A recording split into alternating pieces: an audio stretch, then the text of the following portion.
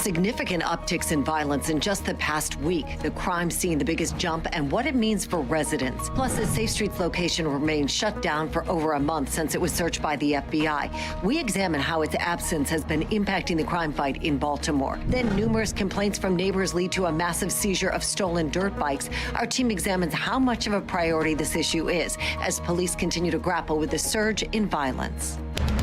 Live from WBFF in Baltimore, this is Fox 45 News at 4. We're following multiple stories in a city in crisis tonight. Police say there's been a spike in non-fatal shootings and robberies. We look at the impact as residents move into celebrating the holiday season. A Safe Streets office has been shut down for a month. We're taking a closer look at whether its absence has had any impact on violent crime in one Baltimore community. And people of Baltimore say they're fed up with violent crime. We hear from victims on the repeated cries for change. Thank you for joining us. I'm Kai Jackson. And I'm Mary Bubala. We have team coverage on the crime crisis tonight, starting with Alexa Ashwell. Alexa, what are you learning about the recent uptick in certain crimes in the city? Yes, so the latest 7-day data shows a spike in armed robberies, I should say, and non-fatal shootings. A law enforcement expert says robberies typically increase during the holiday season. But exactly why non-fatal shootings jumped more than 80% in just 1 week, unclear. Around 8:45 p.m. Newly obtained surveillance video captures a suspect shooting a man on North Monroe Street in West Baltimore.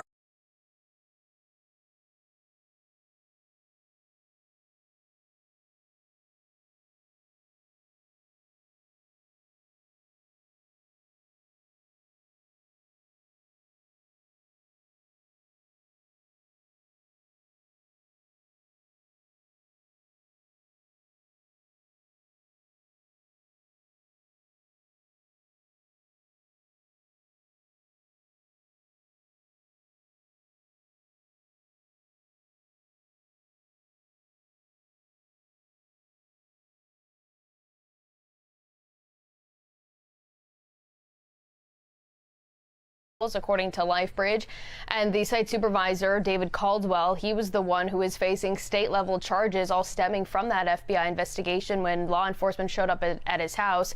And those charges right now, he's on unpaid leave while he faces this, and we know that his trial is scheduled to take place in January. It was recently delayed because the federal search warrant is still under seal. Now, LifeBridge has yet to do an interview with us talking about the Safe Streets operation, but some representatives were on the radio earlier today talking about the timeline, saying they're working on trying to hire new employees to work at the Bel Air Edison Safe Street site. You'll hear more from what those representatives are saying, as well as some members in the Bel Air Edison community coming up at 5. We're live in the newsroom. Mackenzie Frost, Fox 45 News. Thank you, Mackenzie. Go to foxbaltimore.com to see our full coverage on the Safe Streets investigation and our years-long effort to get answers from elected leaders. In less than a week, state lawmakers will gather in Annapolis to address the juvenile crime crisis across the state. Right now, pressure is mounting to come up with real solutions. While we continue to see young people commit brazen acts, including armed robberies, carjackings, and assaults, these young offenders face little to no consequences. As the city and state waits to see what, if any, solutions lawmakers come up with, residents say they're fed up. Fox 45's Rebecca Pryor joins us live now with the voice of the people. Rebecca.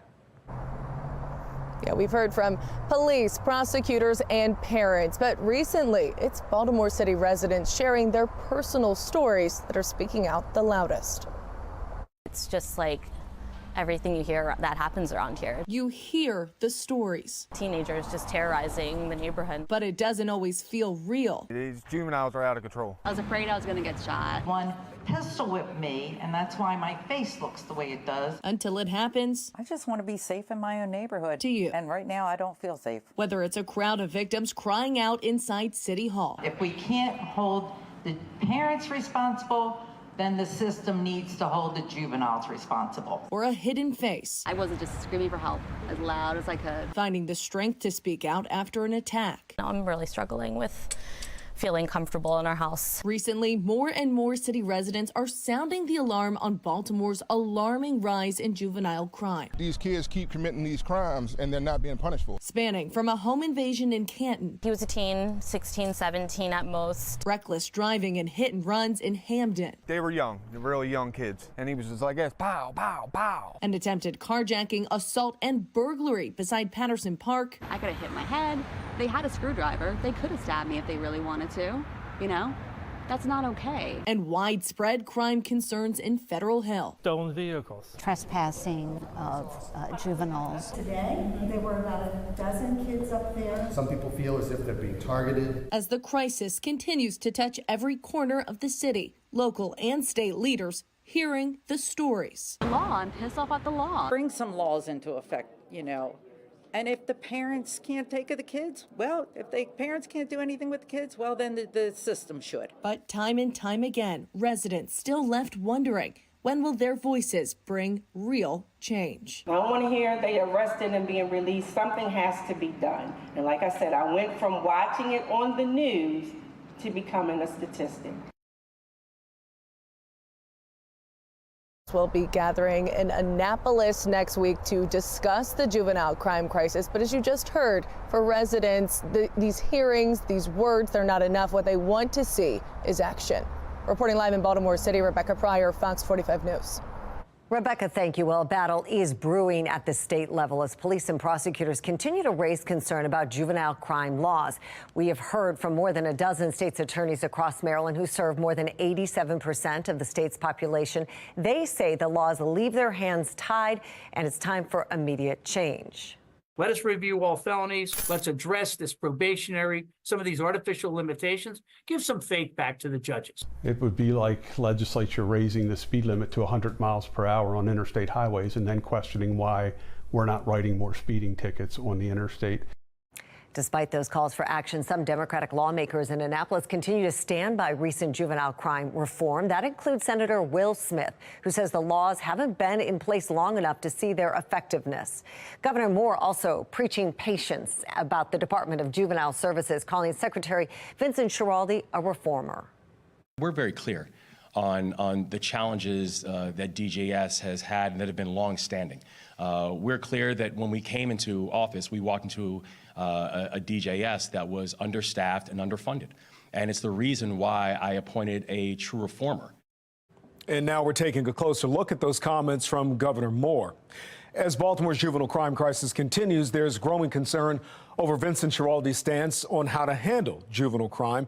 He's endorsed efforts to eliminate youth prisons and reduce the footprint of community corrections. He believes juveniles shouldn't be exposed to the adult prison system until they're 25 years old. Many criticize that mindset. You can't tell me that somebody who rapes or murders somebody who's 15 or 16 years old should get a free pass the next 8 years. There are some crimes that are so horrific, you have to be tried as an adult. Otherwise, you're saying in a society, there are no consequences for any of your actions. Before his time in Maryland, Schiraldi was the director of New York City's Corrections Department, where he was fired after pressing to shut down Rikers Island, which is the city's preeminent adult prison. That brings us to our question of the day. Do you think Vincent Schiraldi is the right person to lead DJS? That poll just opened. You can head to foxbaltimore.com/vote to weigh in. An investigation has been launched into the selection process for the FBI's new headquarters in Maryland. Earlier this month, the General Services Administration announced the new HQ would be built over the Greenbelt Metro Station. Leaders at the time saying the site matched all the FBI's criteria and would be convenient for FBI employees.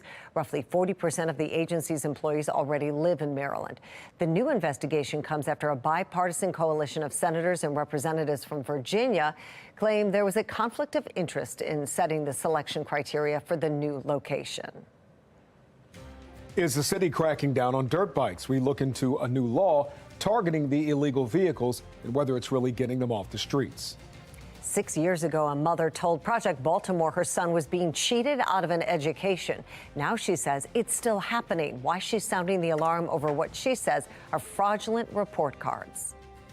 I'm Janae Bowens in Washington with a look at the hostages being held by Hamas. And our evening commute looking like a good one after highs up near 60 this afternoon. Overachieving temperatures, well, looks like we're only in the 40s for 5, 6, and 7. Just a couple of clouds. I'm going to let you know we could have our next weather maker, some rain, and maybe even a risk of snow in the forecast. That's in my Weather Authority forecast coming up.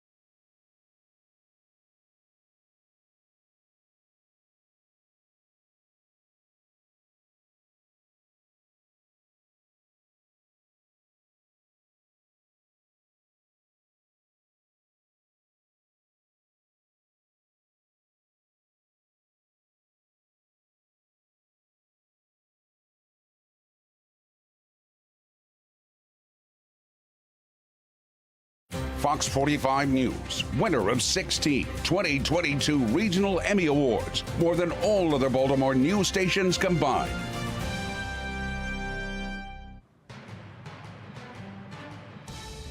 Three people were killed in a terrorist attack on Jerusalem this morning. Israeli officials say two shooters opened fire at a bus stop, killing 3 and injuring at least 6 others. The shooters were shot and killed by 2 Israeli soldiers and a civilian.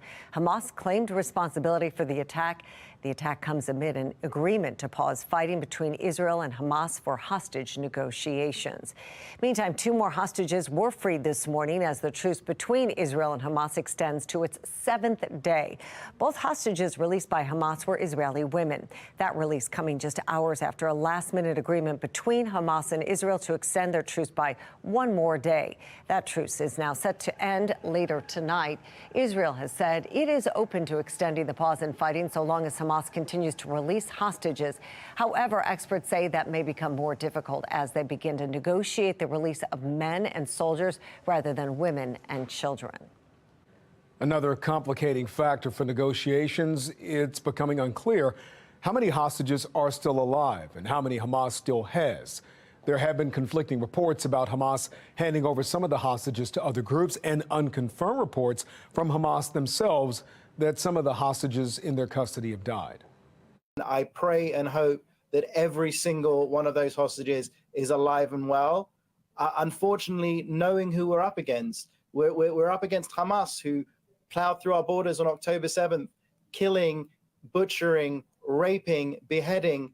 That's who we're up against. So we hope for the best for all of the hostages, but we can't confirm that. Israeli officials believe roughly 140 hostages are still alive and in Hamas's custody. But again, it's nearly impossible to confirm that number. All this as frustration grows for the families that still have not seen their loved ones return. National correspondent Janae Bowens has more. Unimaginable that we find comfort in the fact that he was taken hostage and not murdered. Orna and Ronan Nutra say their lives have completely been turned upside down since their 22-year-old son, Omer, was abducted by Hamas. Omer has been held hostage 54 days today. 54 days since the last sign of life. Can you imagine? Omer is an American-Israeli soldier, along with 19-year-old Itai Hen, who is also being held hostage. We live in a different universe than you do. Unfortunately, we celebrated Thanksgiving with an empty chair in our table. We want to be whole again with our families. Itai's father, Ruby Hen, is urging Congress and the international community to get the dozens of hostages not yet released home as soon as possible. Time is running out. The Nutras and the Hens were just two of the several families who testified during a House Foreign Affairs Committee roundtable Wednesday. The stories of the unpredictable plight of these hostages sparked an often rare sight on Capitol Hill: bipartisanship. And I will say I'm proud of this administration for standing with Israel. I will not rest. I know the ranking member will not rest, and members on this committee will not rest until we bring every American back home. The horrors of Hamas, not just a focus here in the House, but in the Senate, too. These families have already endured the worst traumas imaginable, and yet now they have still been ripped apart with no idea when they will see their fathers and brothers and sons again. The families are demanding proof of life, medical conditions updates, and the ability for Red Cross workers to visit the hostages. Hopefully we could be whole again. In the meantime, they hold on to the hope that they will see their loved ones again. On Capitol Hill, I'm Janae Bowens. All this comes as the humanitarian crisis in Gaza grows worse by the day. Take a look at this. Hundreds of people line up to get fuel to cook their food. The counterattack from Israel has destroyed much of the country's energy and medical infrastructure, leaving thousands without power or reliable access to necessities like food, water, and medicine. The World Health Organization says this week that it is the greatest threat to the people of Gaza is disease due to the lack of medical care and facilities. Well, this just in, the IDF now says 6 more hostages are coming back to Israel, in addition to the 2 released earlier today. For our full coverage on the war in Israel, the hostage negotiations, and more, head to foxbaltimore.com. All right, here we go. After a nice mild day, it looks like the next weather maker going to give us a risk of rain heading into tomorrow. A little bit of hazy sun as the sun begins to set on the Mile 1 Taos cam right now. 56 winds out of the south at 6 miles an hour. Humidity still low at 30%, so we're going to hold on to drier air for now. But I think by tomorrow, especially tomorrow afternoon, things may get a lot dicier. 56 in Baltimore today, made it up to 58 for a high temperature thus far. So really nice. Actually, our forecast yesterday was about 53, so overdid it on our temperatures, and it looks like a few more mild days. Temperatures going to be, again, as you get towards the water, a little bit cooler as they're more impacted by the somewhat cooler waters of the Chesapeake Bay Inner Harbor. That's why we're nearer to 50 right around Annapolis. But everybody else, nice and warm. Actually, the full 2/3 eastern portion of the country, a lot warmer. And winds out of the south going to help us out the next several days until things may start changing next week. So that's something we're going to have to watch. Weather map for now saying the warmer air is in. There's your rain. That's our next weather maker. That's out to our west. And it looks like we cloud over as we work into tonight. Notice by about 8:15, some extra clouds. We've been seeing kind of on and off high and mid-level clouds today, and it looks like into tomorrow morning we remain dry, starting off milder, temperatures in the 30s, and then it looks like we're back into the 50s to maybe near 60 tomorrow afternoon, but it's not as nice as today, especially during the afternoon commute. Look at the rain by about 5 to 6 o'clock, 7:45 as well. Going to be showery too. So again, for tomorrow, you start off mainly rain-free, but into the afternoon, that's when our rain chances come up. You see that 60 to 70% chance of rain in the forecast. So we go with showers on Friday, still a relatively mild day. Some of the warmer spots may be in the upper 50s once again. 62, slim chance of a shower on Saturday. More showers arrive on Sunday into Monday. Then we got to watch next week. Computer models have generally been saying that there's a little clipper system moves in from the north and west and kind of sweeps across us with not a whole lot of precipitation. Now, the latest run from this morning on the GFS computer model actually has some accumulating snow here for Wednesday. So that is something that we're watching. I threw in a 20% chance, but it's only one model run at this point. So something to watch close. And then Thursday, 53. And by the way, today, the end of hurricane season in the Atlantic Basin. Jonathan, thanks. The governor will not commit to a release date for his crime plan. What the comments he has made tell us about how he may approach the issue during the legislative session. Americans feeling safe in their own neighborhood hits the lowest level in 3 decades. I'm Kayla Gaskins. Coming up, we take a look at some concerning crimes around the nation.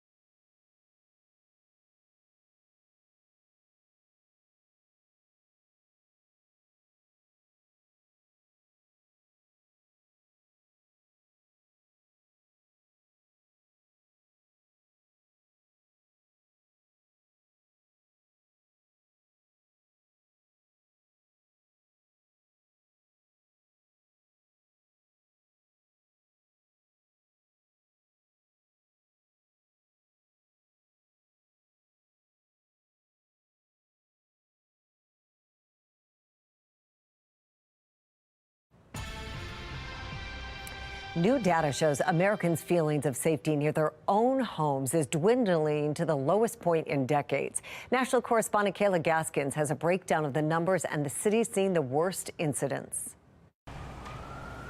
It appears almost anyone could become the next victim of crime in our nation's capital. On Wednesday, an FBI agent carjacked at gunpoint. Lawmakers and Capitol Hill staffers have been targeted. 3 guys came out of nowhere and they pointed guns at me. This week, D.C. City Council approving the mayor's declaration of a crime emergency. The fears of being robbed or carjacked by mass criminals while enjoying a night out on the town all contribute to heightened perceptions that things are out of control. D.C. isn't alone. For a Baltimore woman, her own driveway isn't safe. He went like this with the gun and he went boom and hit me with it. Teenagers pistol whipped this elderly woman and took her car. The one said, "Give me your keys," hit me on the head where I have this, I still have a knot. Experts point out these juveniles are often let off the hook. For residents of some Seattle neighborhoods, the pops of automatic gunfire are increasingly common. You don't know if the next bullet is going to come through your house. Gangs appearing to take over voids left by a severely understaffed Seattle Police Department. I blame City Council with that whole defund movement. They put us here. The bloodshed is on their hands. For a Portland, Oregon business owner, the violence there hit too close for comfort. Coming to the office in the morning and seeing the bullet holes, and a lot of times I'm just sitting right here. Some experts lay blame with soft on crime politics. Political leaders, legislators, and very often the public who don't like their law enforcement, you're going to have increased crime and people are going to feel afraid. Recent polling by Gallup shows 40% of Americans would be afraid to walk alone at night within a mile of their home, the highest number in 3 decades. In Washington, I'm Kayla Gaskins. A mother says her child is still getting fraudulent report cards from Baltimore City schools. Project Baltimore demanding answers from school system leaders tonight. It's a big dirt bike seizure, a sign of real change in Baltimore, looking into whether new policies designed to crack down on illegal dirt bikes are really working.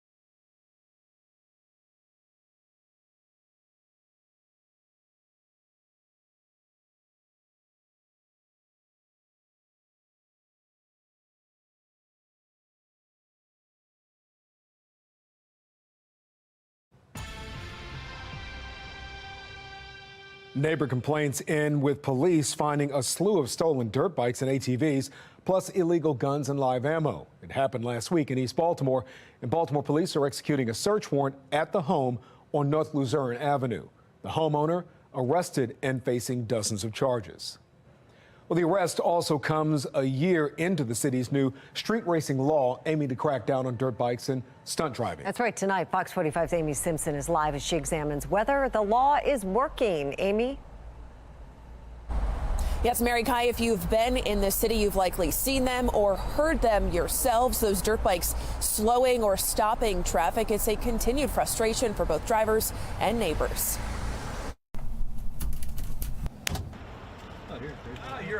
A rare glimpse behind the scenes. Baltimore police sharing this video. George, 4. As officers executed a search warrant last week, recovering 17 dirt bikes and ATVs. Some of them reported stolen, along with illegal weapons and hundreds of rounds of ammunition. 41-year-old Kevin Bridgeforth facing 47 charges. Court documents reveal 5 of the dirt bikes were reported stolen in Harford and Carroll counties, as well as Leesburg and Camden. So far this year, Baltimore police report seizing 186 illegal dirt bikes, surpassing a reported 180 seizures during all of 2022. In October, Fox 45's drone captured an aerial view of the city's Pulaski impound lot, and seen inside was a graveyard of dirt bikes.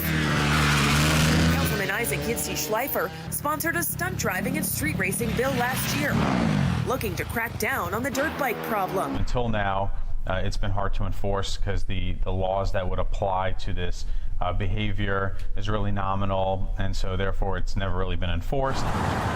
The measure signed into law by Mayor Brandon Scott, implementing up to a $1,000 fine or up to a year in jail for violators. It's not only a safety issue for the citizens and visitors, it's a safety issue for the riders. And this spring, police spoke to Fox 45 News amid heightened efforts to catch dirt bike riders, using technology to track them down. Let me see if we got cameras there. We utilize City Watch, Foxtrot video, other cameras in the city to identify the riders. This takes away that whole chase mentality. But in a city grappling with gun violence and juvenile crime, the question is asked time and time again: where does enforcement of dirt bikes fall on the priority list? If you're a police department, you have to be able to walk and chew gum at the same time. Of course, violent crime is always a top priority, but you can't let neighborhoods descend into chaos and anarchy. I'm quite sure the police commissioner in Baltimore is focused on bodies. The main priority is life, and then it's limbs, and then it's dirt bikes. And as for that new street racing law, today I asked Baltimore police how many dirt bike or street racing citations have been issued so far this year. The department acknowledged my question, but that data was never provided. Reporting live tonight, Amy Simpson, Fox 45 News. Just a month ahead of the January session, lawmakers in Annapolis will hold a third hearing on how to address the juvenile crime crisis in Maryland. The House Judiciary Committee is set to meet next week to review potential solutions to the spike in youth violence. It comes after some Democratic delegates have expressed hesitancy to make major changes. There is still no concrete juvenile justice plan from Governor Wes Moore. While the governor has repeatedly told us he is working on a solution, he's not committed to a release date for the plan. Today, Fox 45's Patrice Sanders spoke with a representative from a Baltimore community group about what that could mean for the legislative session. As community members push for more to be done about crime in Baltimore, Governor Wes Moore says it is a priority for his administration and they are working on a plan. It's the details of the plan that many are wondering about. Uripsy Morgan with Community Group Peace says its effectiveness depends on which strategy the governor uses. I think there is some concern, mainly because of who is chosen to head the Juvenile Services Department, and that's Vincent Schiraldi. And if it's along those lines of what he has thought, which is a much more rehabilitative, much more slow process, children don't belong in the criminal justice system idea, then I think we're going to have a problem. But if we see the type of Wes Moore that campaigned, then I think, there may be some friction in his administration, but it'll be much better for residents. He goes on to say that even if the governor's plan does reduce juvenile crime levels across the state, she wishes it had been presented and implemented sooner. Patrice Sanders, Fox 45 News. Serious allegations that some Baltimore City schools continue to falsify student report cards. 6 years ago, a mother told Project Baltimore her son was being cheated out of an education. Tonight, that mother tells Chris Papps it's still happening. Me standing on Fox 45, pissed off. Project Baltimore first met Tamika Harrison and her son in 2017. African American, they're filled up with prisons. They're filling up with the grades. I don't want this for my son. Harrison was upset with the grades her son had received on his report card. 2 A's, 2 B's, and a C. Seems like a good marking period. Which was the problem, because Harrison's son, at the time, had a medical condition. He wasn't in school. If he gets these A's and B's, damn it, it better be because he's earning them. A student given a falsified report card by Baltimore City Schools. Harrison told Fox 45 it was happening in 2017. 6 years later, she says it's still happening. As fraudulent can be. If that's not breaking a law, I don't know what is. Harrison's son is now 18. Fox 45 is not naming or showing him. He attends Renaissance Academy, a high school in West Baltimore. And here is his most recent progress report. Take a look at this section. You can see under Student Service Learning Hours, he's completed 103.5 hours. In Maryland, to graduate from high school, students must earn 21 course credit hours in approved subjects. They must also complete a minimum of 75 service learning hours. State law defines service learning hours as an unpaid activity completed by the student, which must meet a need in the community. Examples include honoring veterans, promoting literacy, or supporting animal welfare. At more than 103, Harrison's son has far more service learning hours than he needs to graduate. That is what his progress report says. But according to Harrison, her son didn't do any of it. You don't have any idea how your son got 103 service learning hours? Absolutely not. He doesn't even know. He looked me straight in my face and said, Ma, you can just get him by coming to school. Just showing up at school? Just showing up. I felt like I had an out-of-body experience. I'm past pissed. In the past 6 years, Project Baltimore has spoken to a number of parents like Harrison, reporting extensively on city schools falsifying report cards. We've exposed grades that were not earned, attendance for students who were not there, and now apparently service learning hours that were not completed. Our investigations even caught the attention of Maryland's Inspector General for Education. If you're setting them up for failure, this is a way of doing it. In 2022, the IG released a report finding that over a 4-year period, city schools changed at least 12,500 failing grades to passing when there was no evidence the students earned the passing grade. I'm on my way out, Chris. How are you today? I'm doing well. Can we just talk to you on your way out? City schools leadership will not grant Project Baltimore an interview to discuss the falsification of report cards. Harrison says she's gone to the school system multiple times and hasn't gotten any answers either. So at a recent event, we took Harrison's concerns to school CEO, Dr. Sonia Santelises. What safeguards are in place to ensure that service learning hours are awarded properly? We are more than happy to answer that. We've got a team on that. More than happy. If you want to reach out with that question, we can get some folks to talk to you. But does it concern you that there's a mother who says that her son is getting service learning hours towards graduation that he didn't earn? Chris, we have so many questions from parents. More than happy to have them call us, just like we did with some of the other questions. So more than happy to do that. You can have that parent reach out to us, Chris. More than happy to talk to them. She's reached out plenty of times. She's been in North Avenue's building. But she is more than free to reach out, as are you. Chris, I hope you have a fabulous day. Thank you. Dr. Santelises. It's heartbreaking. I know my son is smart. I know when he gets it, he gets it. In 2017, Tamika Harrison wanted her son to learn the skills he needs to be successful. He knows that I can just show up and do 20%. They gonna give me the other 80. In 2023, she says that's not what he's learned. I'm gonna get a high school diploma anyway, over my dead body. Over my dead body, literally. They gonna have to kill me if they think I'm gonna let that happen. Project Baltimore wants to hear from you. Do you have a child whose report card appears to be falsified with grades they didn't earn, service learning hours they did not complete? Call our hotline, send me an email, go to foxbaltimore.com to follow our progress. I'm Chris Pabst, and this is Project Baltimore.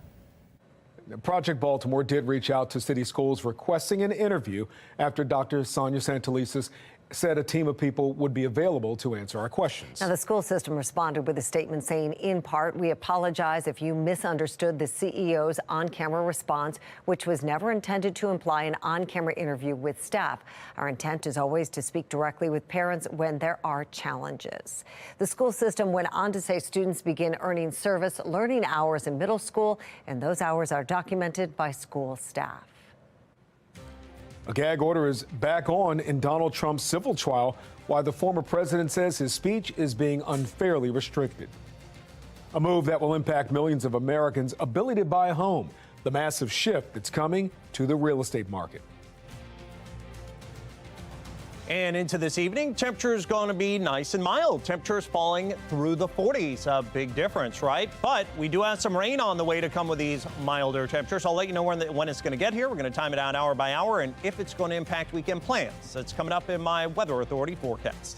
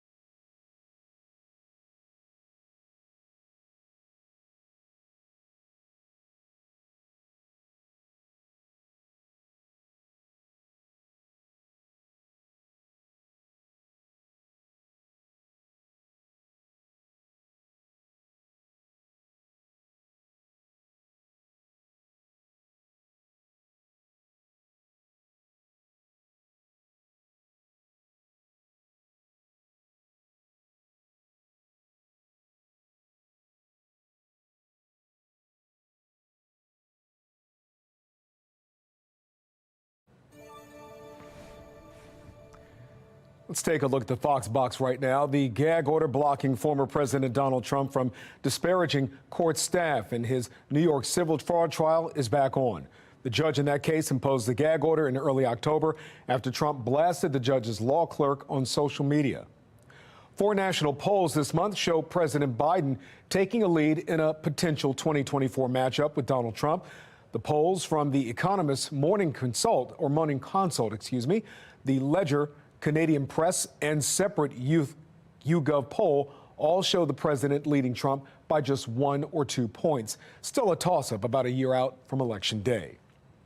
Dr. Anthony Fauci has agreed to testify to Congress on the U.S. response to the COVID pandemic and the origins of the virus in China. He'll be interviewed behind closed doors in January and then testify at a public hearing at a later date in front of the Republican-controlled House for the first time. Thousands of fake social media accounts created in China to spread polarizing political content in the United States have been shut down. The accounts were designed to look like they belong to Americans. There were nearly 4,800 between Facebook and Instagram. The account shared content supporting ideas from both major political parties. Meta says they were aimed at widening divides in the country. Congressman George Santos says it's unfair that he is being targeted in a third move to oust him from office. The vote is now expected to happen Friday. Santos claims he is being picked on and that other members of Congress are not being scrutinized the way he is. It's just an unfortunate circumstance that I have to sit here and watch the American people waste, Congress waste the American people's time over and over again on something that is the power of the people, not the power of Congress. Well, the New York lawmaker also says he won't resign because that would mean, quote, they win, and he won't accept being bullied. Santos faces 23 criminal charges, including wire fraud and identity theft.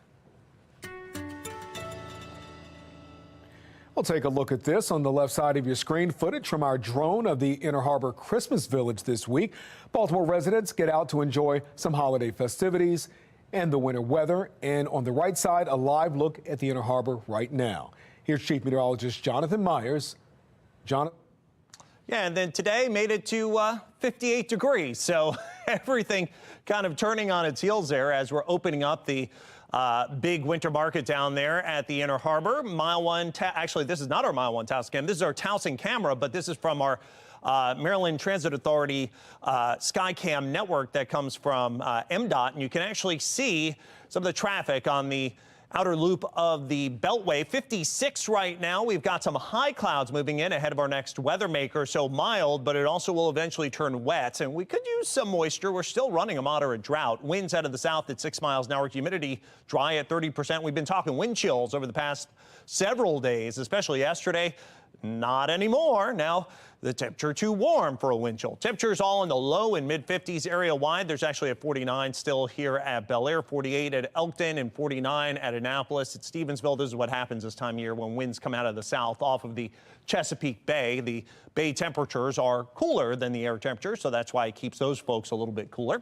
Otherwise, temperatures nice and warm all the way back to Dallas and New Orleans, 56 at Memphis. We're taking part of some of that milder weather now at 56 here in Baltimore, and that is going to stay into tomorrow and through the weekend as well. Then things may change. You get a little more interesting into next week. At least one computer model says so. We'll get to that here in a second. But that next weather maker is moving toward us with a risk of some rain, and that will get here for tomorrow. Also an important day today, the end of the 2023 hurricane season. Had 20 storms this year. May only notice 19 that are listed here up to Tammy, but in fact there was an unnamed storm that occurred, and that was back in January, so that's why we had 20. So normally 14 named storms, 7 of them hurricanes, 3 of them category 3 or greater. There's your latest NOAA forecast, and pretty much falling right in line there with the forecast, and technically an above average season. 6 more than average in terms of named storms, but right on target for hurricanes and major hurricanes, but not a whole lot of U.S. landfalls. There was actually one on the West Coast, if you remember. That was impressive, but generally kind of lackluster with the landfalls this year. So overnight tonight into early tomorrow morning, we'll have some patchy clouds. We'll call it partly cloudy. Temperatures settling down into the low and mid 30s, not the mid 20s like we saw this morning. Notice for tomorrow, some showers, especially after lunchtime, on and off rain, in fact, for the PM commute home. We don't like that on a Friday afternoon commute, and that will last into Friday evening before clearing as we head right into our Saturday. So there's that best risk of rain with a high temperature, low to mid 50s tomorrow, about a 70 to 80% chance of rain as we head through the heart of the afternoon commute. 53 tomorrow, 62 on Saturday, slim risk of a shower, another risk of shower Sunday, Monday, still warm temperatures and a cool down into the middle of next week. And one computer model, one run from the GFS, which is our long-range computer model, does say showers could mix with change to and accumulating snow on Wednesday. All the others say rain. So that's something to watch into the middle of next week. Coming up at 5 o'clock, House lawmakers are investigating possible censorship by social media platforms. Why some argue it's weaponization. Landmark lawsuit. I'm Angela Brown in Washington, D.C. How a $1 billion verdict could impact home buyers and sellers nationwide.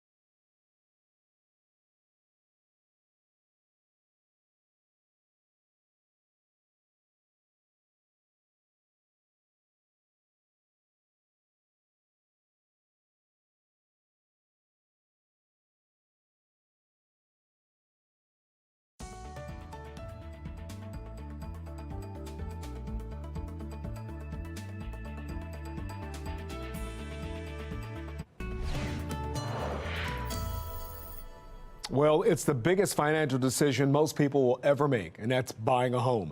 But a recent court ruling could change the way homes are bought and sold. The National Desk, Angela Brown, explains.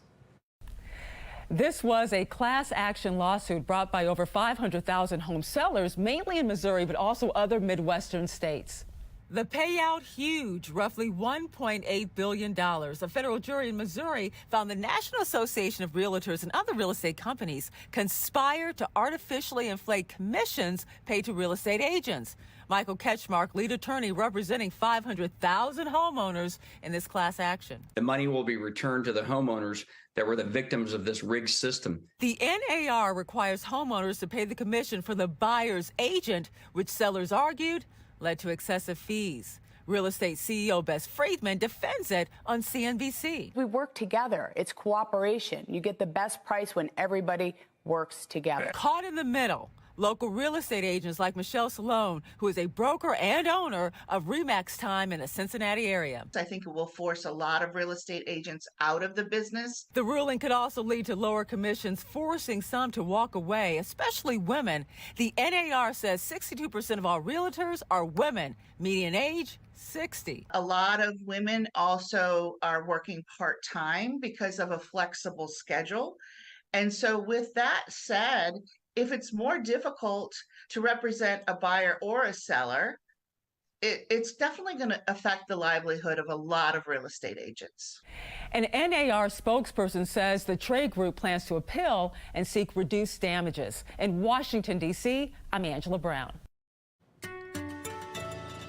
And let's take a look at that weekend forecast in detail. And as we head through our Saturday and Sunday, slim chance of a shower on Saturday. Latest computer models actually going for a little less risk now of rain on Sunday, but it's something to watch. I wanted to show you this, though. Take a look. Monday, Tuesday, and next week, pretty quiet, but this is the one computer model that calls for this type of solution. But this is why we're a little concerned. Take a look at what happens here on Wednesday with this storm system. That is going to be something to watch there. Again, everything else calling for some light rain, but this one has the blue with some potential snow. Coming up on Fox 45 News at 5 o'clock, the Bel Air Edison Safe Streets location has been closed for a month. Fox 45 News is looking into whether or not that absence has made a difference in the community. Residents continue to voice frustration over the juvenile crime crisis. We make your voices heard.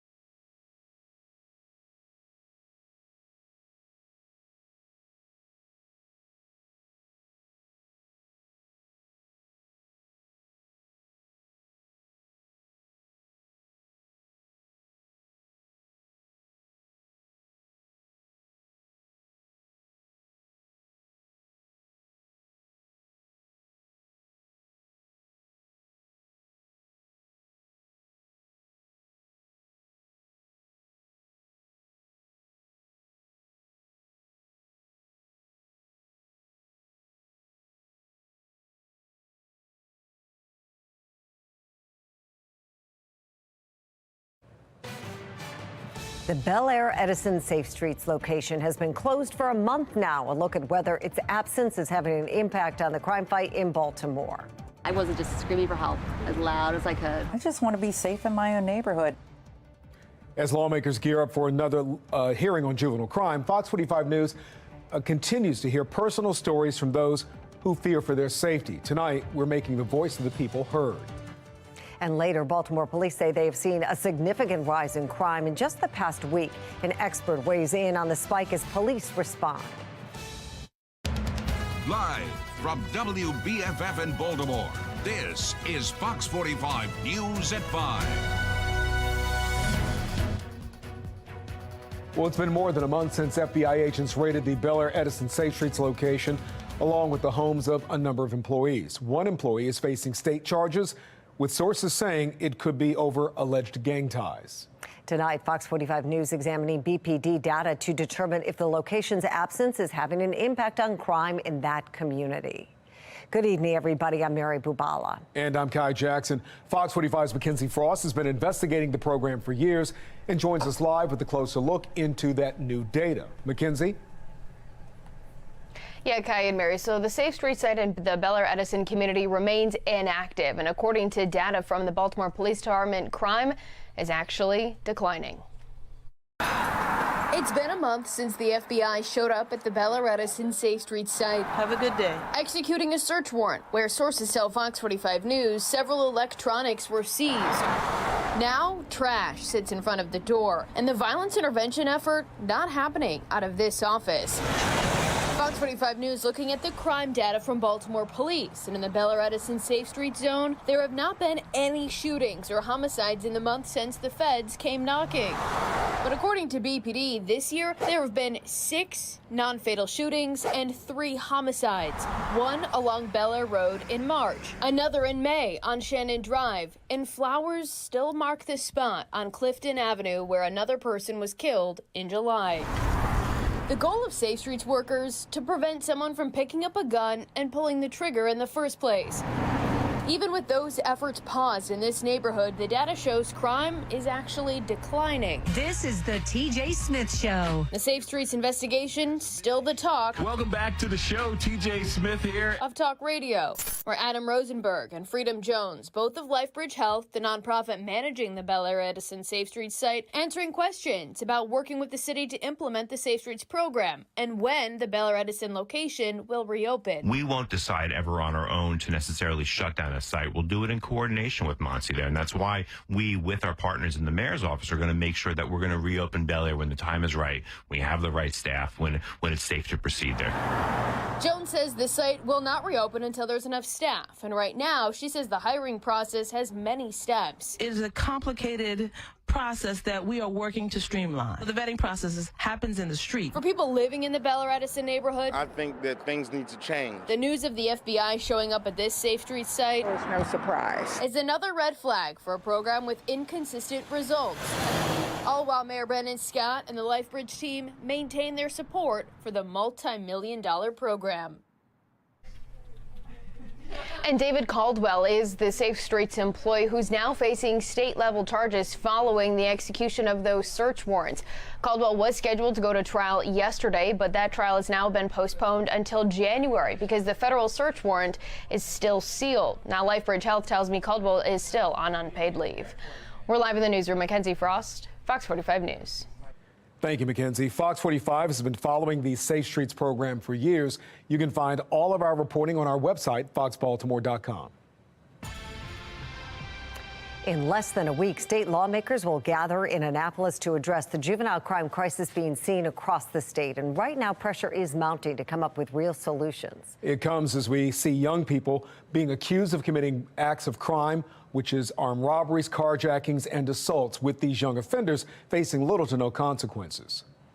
And as we wait to see what, if any, solution lawmakers will come up with, Fox 45 News is hearing from countless residents saying enough is enough and something more concrete needs to be accomplished. Tonight, our team of reporters is sharing the concerns coming from those frustrated with youth crime as we demand answers from state leaders. We begin with Rebecca Pryor, who joins us live with the Voice of the People. Rebecca? Yeah, we've heard from police, parents, and prosecutors on this issue, but recently it's Baltimore City residents sharing their personal stories that are speaking out the loudest.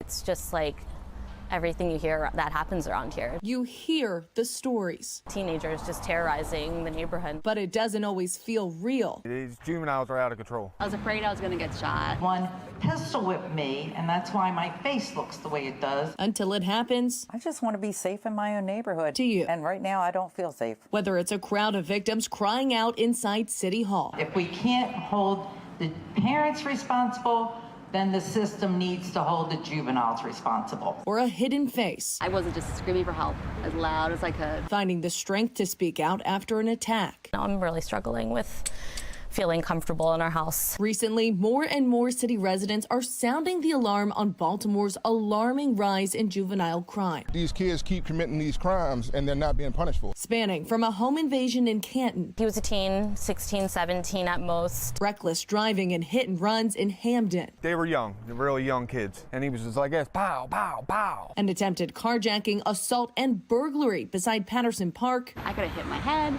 They had a screwdriver. They could have stabbed me if they really wanted to, you know?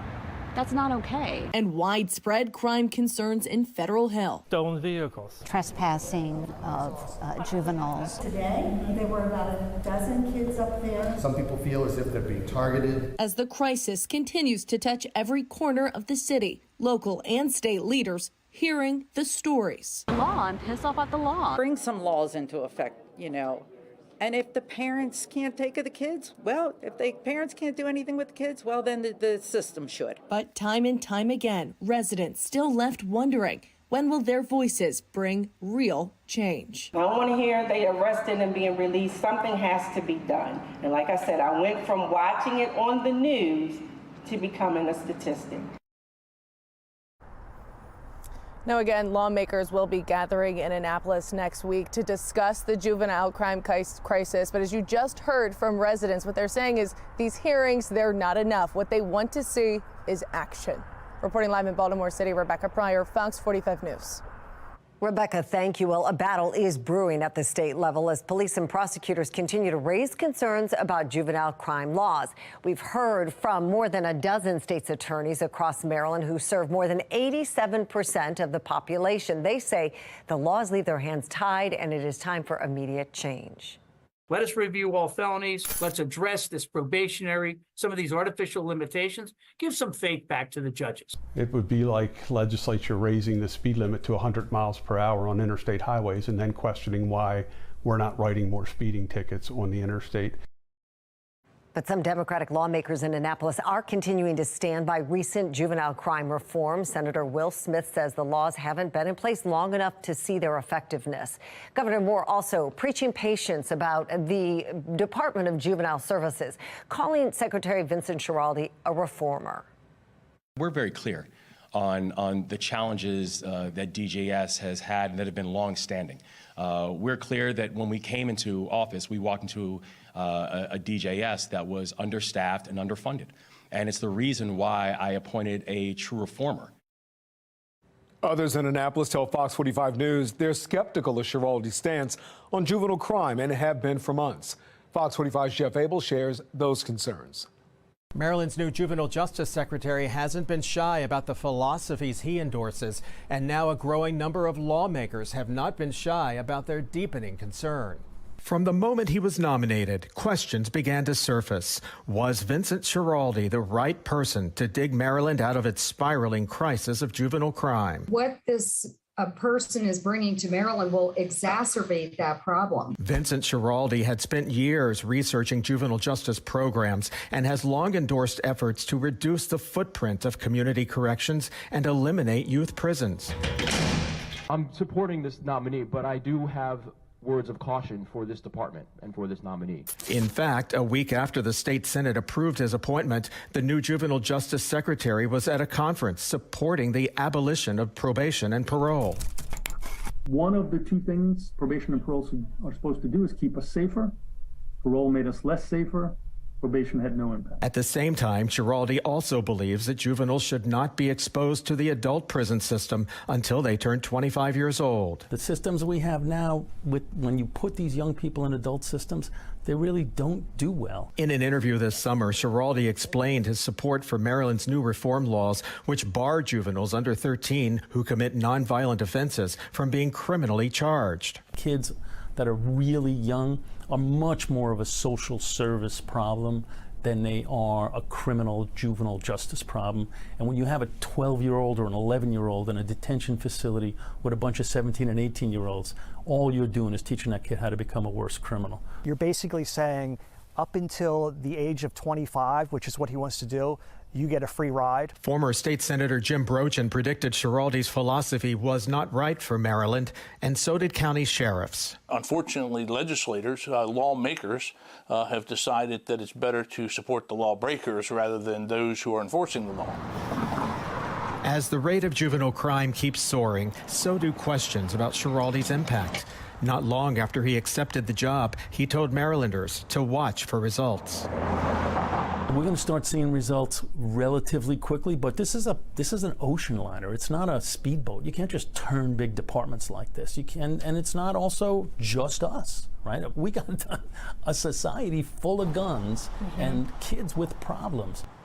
Before Giraldi came to Maryland, he was director of New York City's Department of Corrections.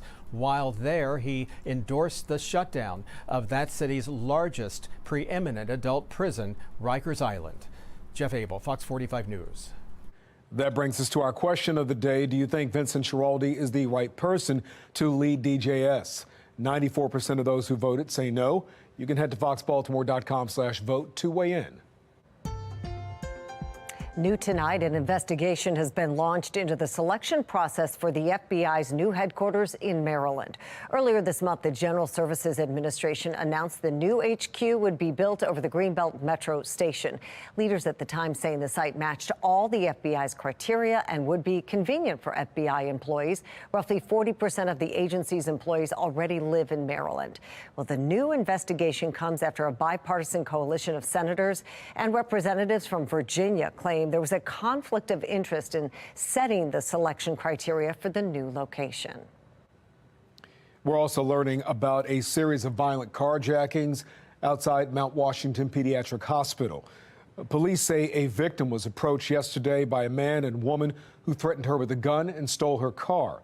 This morning, a second victim reported being approached by a man and woman outside the hospital. They were also threatened with a gun and their car was stolen. Fox 45's Keith Daniels is tracking this story, and we'll have a full report tonight on Fox 45 News at 10. Illegal dirt bikes continue to rip through city streets. An inside look at a recent seizure and whether one city councilman's bill is having an impact. House Republicans continue their efforts to make their impeachment inquiry into President Biden official. New evidence, they say, incriminates the president in his son's business dealings. And some nice temperatures today and no rain, but you know, we could use some. Take a look. We're still running a moderate drought even after some of the rain that we've seen in the past several days. But there could be more on the way and maybe even a risk of snow. I'll let you know when that could get here coming up in my Weather Authority forecast.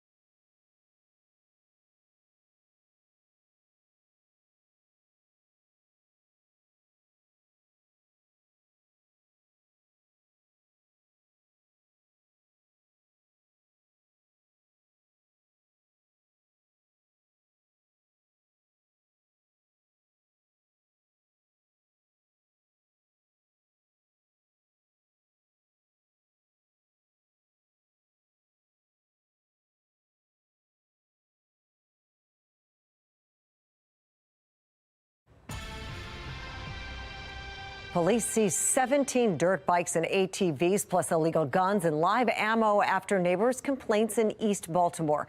Baltimore police executing a search warrant at a home on Luzerne Avenue. That one right there. The homeowner now facing 47 charges.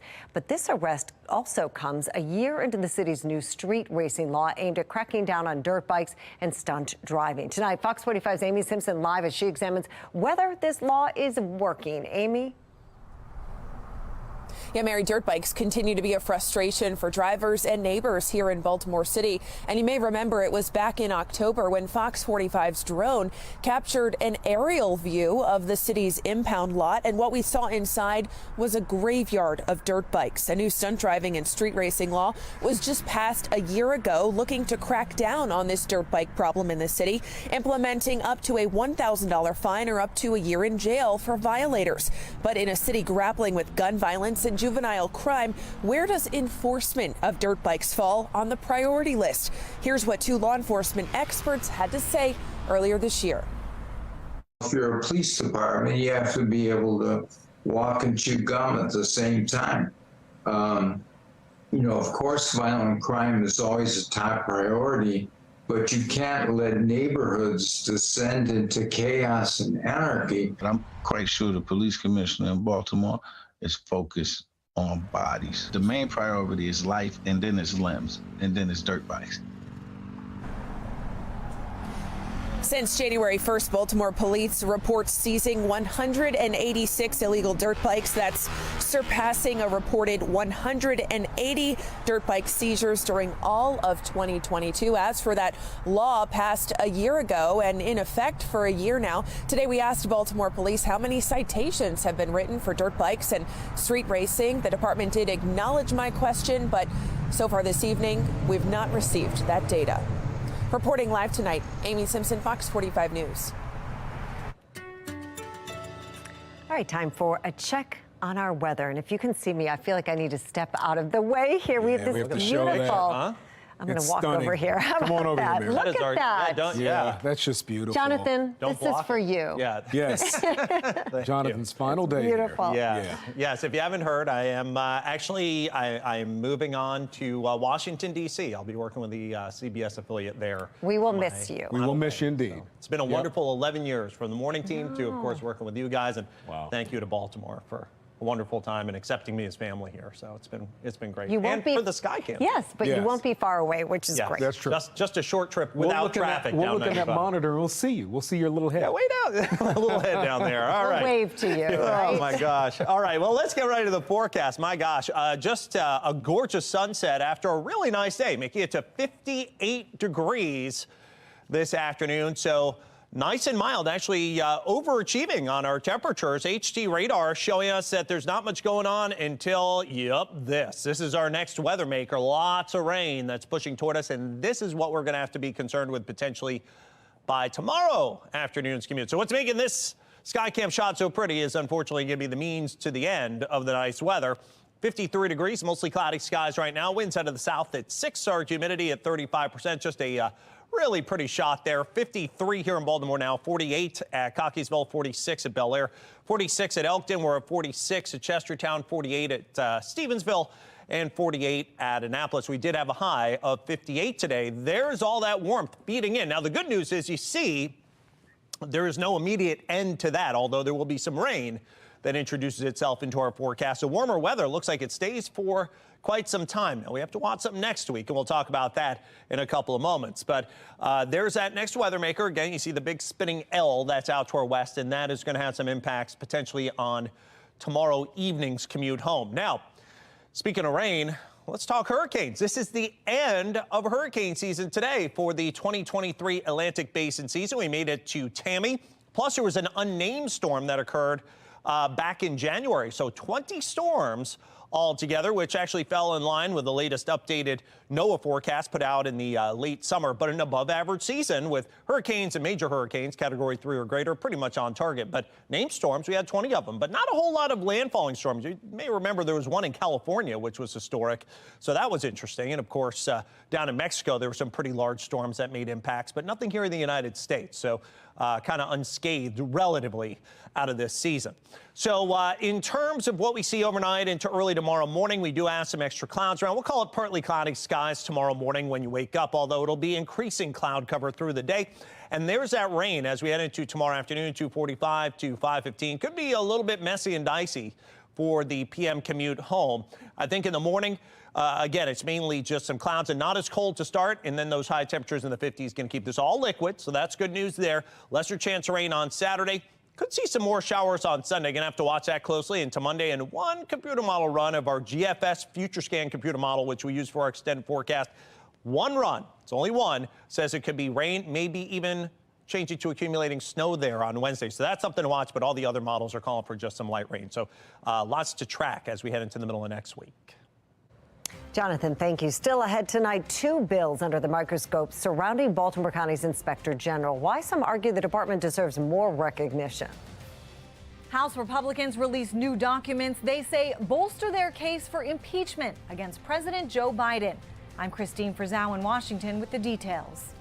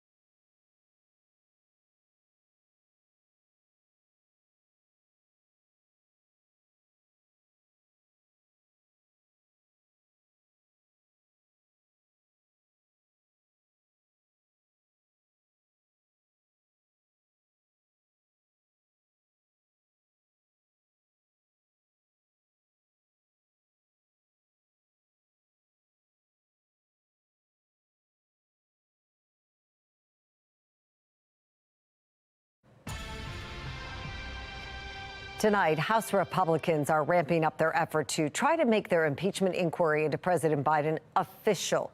While the president's son, Hunter Biden's business dealings, are at the center of their investigation, they say they have more evidence to implicate the president himself.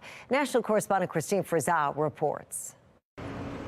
The impeachment inquiry into President Joe Biden has so far been unofficial, with Republicans on Capitol Hill once again trying to change that. The time is now to open up an impeachment investigation pertaining to the president's direct link to blatant corruption, pay-for-play tactics, and acting as a co-conspirator to the crimes committed by his family. The House Oversight Committee has been digging into thousands of bank documents connected to the president's son, Hunter Biden, and his business associates, and just released a 2018 email from a bank investigator responsible for fighting money laundering, raising red flags about millions of dollars in fees being paid out, but which he writes do not appear to have any services rendered by Owasco PC, an entity controlled by Hunter Biden. Also calling the activity, quote, unusual and erratic. More evidence GOP lawmakers are hoping will get every member of their party to vote in favor of an official inquiry. For months, House Republicans have followed the facts and, more importantly, followed the money, and it all has led right back to President Biden. Since allegations surfaced before the 2020 election, President Biden has insisted he and his family members are innocent. My son's done nothing wrong. I trust him, I have faith in him, and it impacts my presidency by making me feel proud of him. Both the president's brother James and son Hunter have now been subpoenaed by the House Oversight Committee. Hunter now insisting he will only testify publicly, accusing GOP lawmakers of distorting the facts and misinforming the public. Despite being under indictment by the Department of Justice, Hunter Biden has also recently filed multiple lawsuits, including against former Trump attorney Rudy Giuliani, and even asked a judge to approve subpoenas for Donald Trump himself, who he claims tried to pressure DOJ officials. I'm Christine Frizzau reporting. Coming up after the break, new police statistics showing an alarming reality in Baltimore City. Fox 45 News breaking down the numbers and pressing leaders on solutions. Plus, a gag order reinstated in former President Trump's civil business fraud trial, the controversial social media post behind the decision.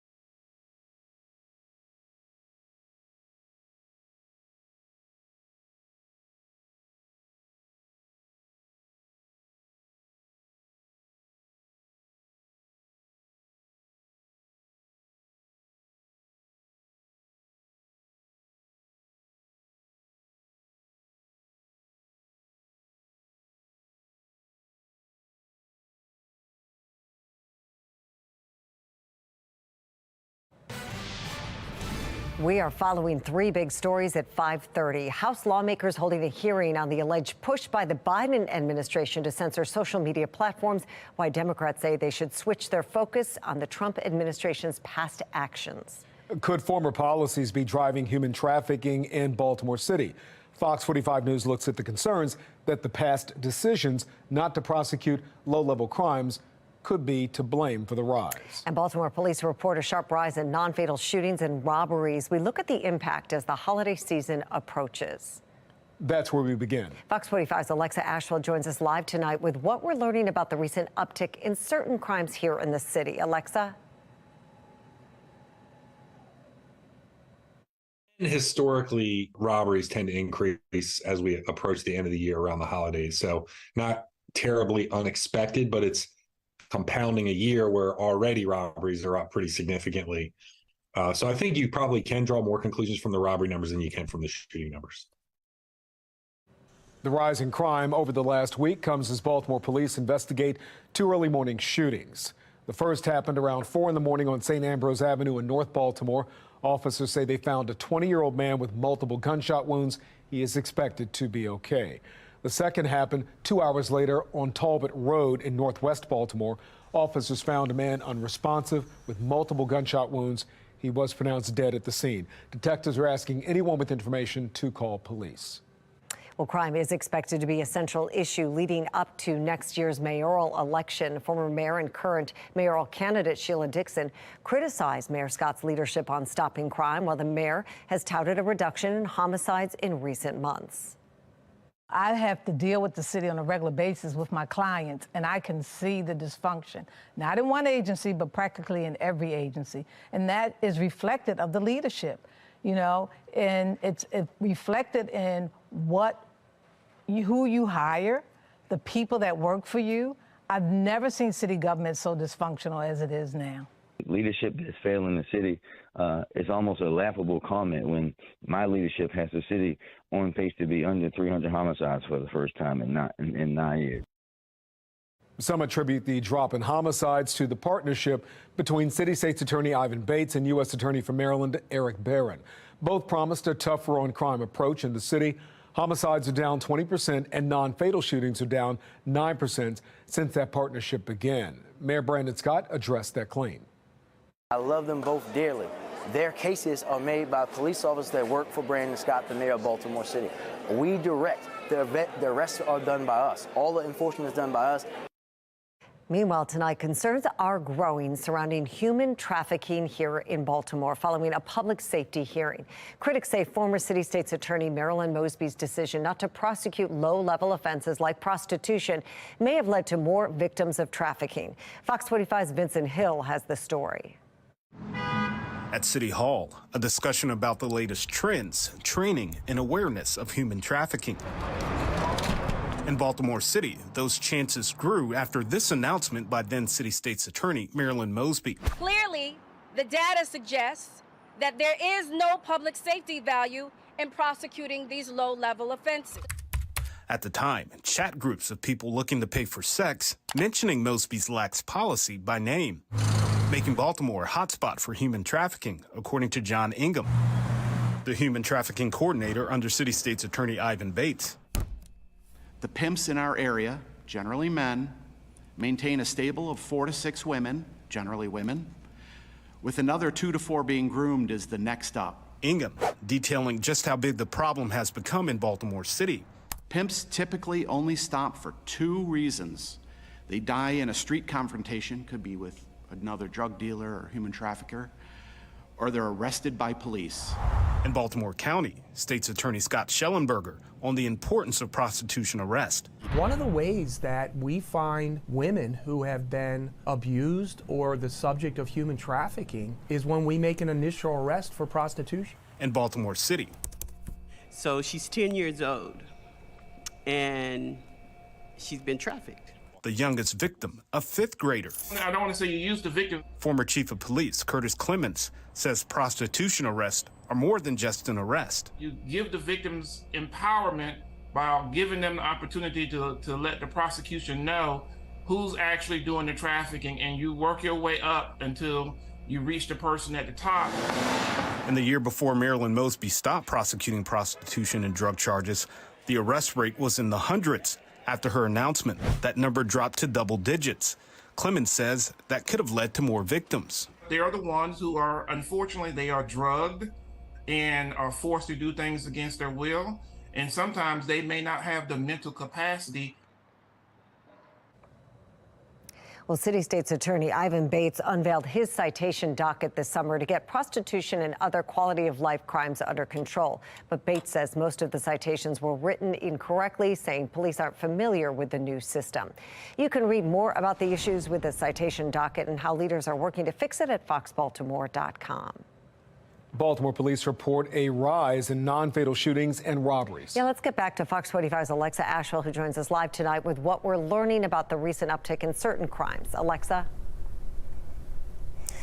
Yes, those spikes in non-fatal shootings and robberies was reflected in the latest 7-day data that was released by Baltimore police. We have some surveillance video we want to show you, newly released by Baltimore police, showing a man shooting another man on North Monroe Street in West Baltimore. Police releasing this footage as well as video of the argument they say led up to this shooting in hopes the public can help identify this suspect. This case contributing to the 83% spike in non-fatal shootings across the city when comparing last week's data to the week prior, according to Baltimore police. The latest data also shows within 1 week, robberies spiked by 35%, specifically armed carjackings increasing by more than 40% and commercial robberies by 60%. Former BPD Deputy Commissioner Jason Johnson weighing in on these numbers. Historically, robberies tend to increase as we approach the end of the year around the holidays. So not terribly unexpected, but it's compounding a year where already robberies are up pretty significantly.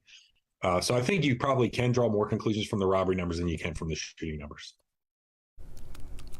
Now, we asked BPD what's behind these increases. A spokesperson wrote in part, local, state, and federal partners have worked aggressively in addressing gun violence throughout the city.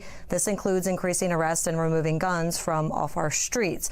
The spokesperson also pointed out crimes, including homicides and auto thefts, are down in the week-to-week data. But again, as we know, Kai Mary, as we've been reporting, auto thefts are up by 222% compared to this time last year. Alexa Ashwell, Fox 45 News. Thank you, Alexa. And turning right now to counties under pressure, two proposed bills surrounding the Baltimore County Inspector General. There seems to be a back and forth whether these bills will help or hurt the county. Fox 45's Megan Gillen speaks to a taxpayer watchdog about the logistics. The Baltimore County Council meeting this week to discuss two bills affecting the County Inspector General. The first to codify the Office of the Inspector General in the county's charter.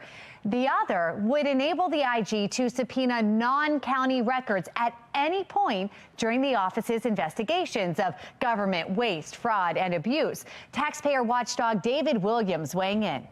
And looking at these two pieces of legislation, first of all, to codify it in the charter of the county, fantastic idea, right? Is the IG has to be independent, has to be permanent, has to have a budget.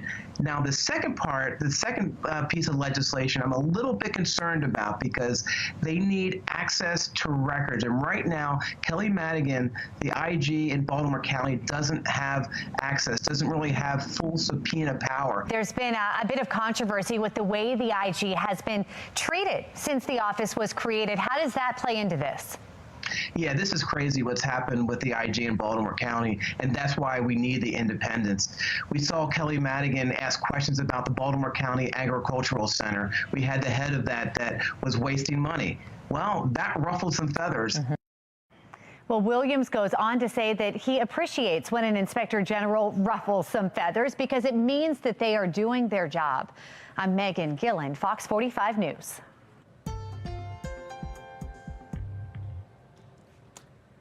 Well, trending right now, nearly 1 year after the first Twitter Files report was released, the House subcommittee investigating the weaponization of government held another hearing on what Republicans say is the federal government's involvement in social media censorship. Chief political correspondent Scott Thuman reports.